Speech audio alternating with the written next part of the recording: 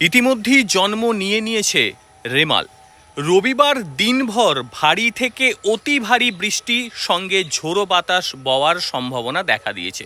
রবিবার প্রবল বৃষ্টির আশঙ্কা রয়েছে উত্তর ও দক্ষিণ 24 পরগনা জেলায়।